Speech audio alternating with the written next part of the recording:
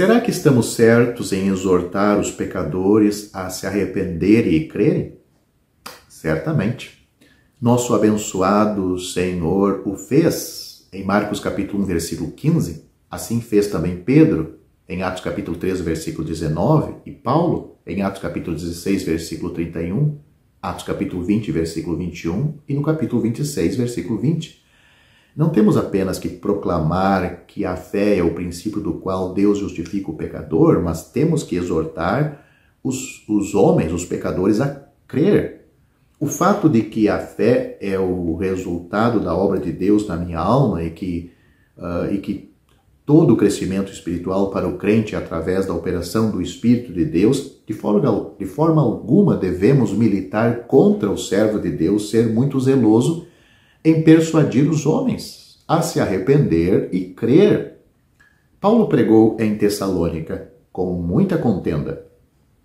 1 Tessalonicenses capítulo 2, versículo 2, com muito empenho, está na nova tradução, está traduzido este versículo em outra versão. Ele fala de persuadir os homens em 2 Coríntios capítulo 5, versículo 11. E com Barnabé ele certamente se converte, diz assim, para continuar na graça de Deus. Ele insiste com os novos convertidos em Atos capítulo 13, versículo 43. Esses exemplos são suficientes para superar qualquer quantidade de raciocínio em contrário que devemos persuadir os pecadores a se arrependerem e crerem. Crerem no Senhor Jesus, se arrependerem dos seus pecados, crerem no Senhor Jesus como Salvador. O apóstolo Pedro, falando aos religiosos da sua época, religiosos, mas não salvos, que fora de Cristo não há salvação. Note o que ele disse. E em nenhum outro há salvação, porque também debaixo do céu nenhum outro nome há dado entre os homens, pelo qual devamos ser salvos. Isso está registrado em Atos capítulo 4, versículo 12. É somente sobre esta base e nenhuma outra que você pode ser salvo. Se você deve ser salvo, então o pesado fardo dos seus pecados precisa ser removido. Se o pesado fardo precisa ser removido, a pena pelo pecado precisa ser aplicada em alguém. Se a pena pelo pecado precisa ser aplicada em alguém, então Jesus precisava morrer, pois a pena para o pecado é a morte. Você não poderia suportá-lo sem perecer miseravelmente. Assim disse o apóstolo João, pelo seu nome vos são perdoados os pecados. 1 João capítulo 2, versículo 12. Não pelas obras que você possa praticar, nem pela sua moralidade, mas pelo nome de Jesus. A resposta não poderia ser mais simples. A misericórdia flui hoje mesmo. Não por meio de alguma relíquia em alguma cidade santa, nem por meio do toque de alguma mão santificada, mas de um vitorioso e ressuscitado Cristo no céu. Pode-se ter acesso a Ele estando em qualquer lugar. Toque nele, ou, em outras palavras, se preferir, creia nele e você será salvo.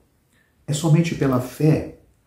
As Escrituras são conclusivas quanto a este ponto. A salvação não é por meio das obras, nem por fé e obras combinadas, mas somente pela fé. Note o que as Escrituras diz sobre isso de uma maneira clara, transparente, que até uma criança pode entender. Porque pela graça sois salvos. Porque pela graça sois salvos por meio da fé. Isto não vem de vós, é dom de Deus. Não vem das obras, para que ninguém se glorie. Esses dois versículos claros e maravilhosos estão em Efésios, capítulo 2, versículos 8 e 9. Mas preciso alertar que existem multidões de pessoas que creem no que ouvem acerca de Cristo e do Evangelho, mas que nunca creram confiadamente no Senhor Jesus para a sua salvação. Talvez você diga admirado, o que quer dizer com isto? Não parece haver muita diferença? Pelo contrário, existe uma diferença da máxima importância. Suponhamos que eu esteja a passear com um amigo numa das ruas principais de alguma grande cidade. O meu amigo, numa certa altura desta caminhada, ele me diz: você vê aquele grande edifício na esquina, com uma tabuleta de metal? Respondo afirmativamente. Ele diz novamente: bem, é ali que fica o maior especialista em doenças do coração. Vêm doentes de todos os pontos do país para consultarem com ele. Os seus êxitos têm sido grandes e numerosos. Nesta altura, o famoso médico sai do edifício e entra em seu carro, pelo que tenho a oportunidade de vê-lo. Felizmente, o meu coração funciona muito bem. Acredito em tudo o que meu amigo me informou acerca do médico, mas as informações não têm para mim importância, pois não necessito dos seus serviços clínicos hoje. Suponhamos, porém, que poucas semanas depois desta conversa, eu adoeça de repente com fortes crises cardíacas. Lembro-me logo daquele médico, mando chamá-lo e coloco-me sem reserva em suas mãos, recuperando assim a saúde. Agora, já conheço o médico, conheço a sua perícia e quando falo dele é com ânimo, pois estou grato por aquilo que me fez. Em resumo, entreguei o meu caso ao médico e descansei confiado em sua sabedoria e capacidade, enquanto antes apenas acreditava no que ouvia acerca dele. Esta é a única resposta sensata. Fé no Senhor Jesus, fé para a salvação, como um pecador perdido. Descansa nele, totalmente nele. Mas cuidado para não perder sua alma eternamente só por causa desta pequena questão. O tempo. Ou quando? Note o que a Bíblia diz. Eis aqui agora o tempo aceitável. Eis aqui agora o dia da salvação. 2 Coríntios capítulo 6, versículo 2. Note, agora é o tempo aceitável. Agora é o dia da salvação. Vá ao Senhor Jesus pela fé.